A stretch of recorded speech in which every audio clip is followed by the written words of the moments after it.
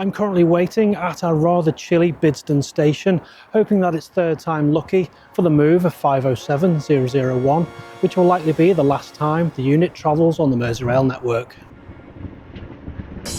This first move will see 001 and 029 dragged by a rail operations group class 37 down to Newport to Unimetals, which is previously known as Sims.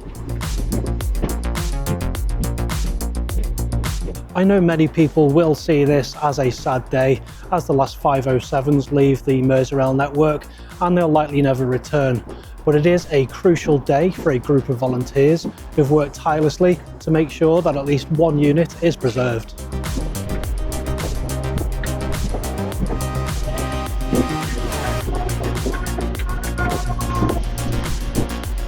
The group in question is the 507 Preservation Society, which was formed by a group of volunteers who wanted to see at least one Class 507 preserved. Eventually, the unit will be kept at the Tanat Valley Light Railway and will eventually be put on display so that members of the public can view it. The Society would also like to be able to move the unit around, which may require it to be coupled to a loco, but it may take some time before that can happen. The journey on Thursday of 001 and 029, which was around 160 miles, was the first of 3 moves that 001 had to undertake to first reach Derby, where the unit will take pride of place amongst other trains and locomotives as part of the Railway 200 celebration, which is being hosted by Alstom. For practical and I imagine contractual reasons, 001 first had to move to Unimetals in Newport. Once there, the unit was split so it could be transported by road to Derby. The route via the Wrexham Bidston, Shrewsbury to Chester and Marches lines was the only one which was gauge cleared for the 507s and 8s, so finding an alternative route wouldn't have been straightforward. That meant that 2 previous attempts to move the unit were thwarted, first by flooding caused by Storm Dara, and then after a landslip which closed the Shrewsbury to Chester line at Cabowen. Spring forward 4 days and you find me just outside of Redditch, waiting for the departure of the 3 carriages which are on board 3 specialist transporters.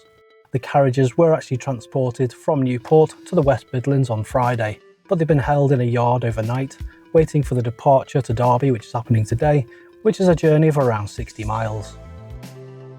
Although the unit was purchased from Angel Trains for only £1, the cost of transportation and other associated costs had to be paid by the 507 Society, which is why a seemingly large crowdfunder target of £10,000 was initially set.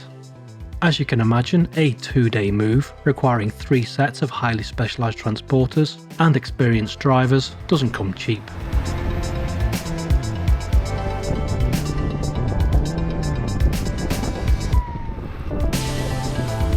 After reaching the Alstom depot around 12 o'clock, the Allalees team have been working for around 2 hours to unload the 3 carriages in one of the roads here. They're just about ready to be pushed together. I'm not sure if they're going to be coupled today, but they'll certainly be pushed up against one another with you can see just on the bottom there, the last carriage being unloaded as we speak. If you've watched Train Truckers, then I expect you know what's going on. But, put simply, the Allalees team needed to build a ramp so that the trains could be moved from the trailer onto the track. It did look a little bit precarious and there were some nervous faces amongst the society members, but it is a tried and tested method which I'm sure by now Allalees has carried out maybe hundreds of times.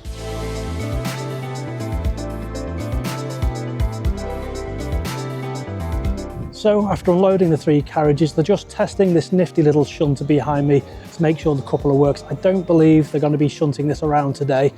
They might be coupling the unit up today, possibly, but I don't think we'll be able to see that. But yeah, they just tested the coupler and the coupler all works, so they can move the unit around the yard once it's all coupled together. 507001 will initially be on static display at Litchurch Lane until August, as part of the Railway 200 celebrations. And then, at some point after the event, the unit will be moved to its new home at the Tanat Valley Light Railway. The Society has managed to acquire plenty of spares, which they will use to keep the unit in working order for as long as possible, and they are determined to keep it in full working order so that people can see it in all its glory for years to come.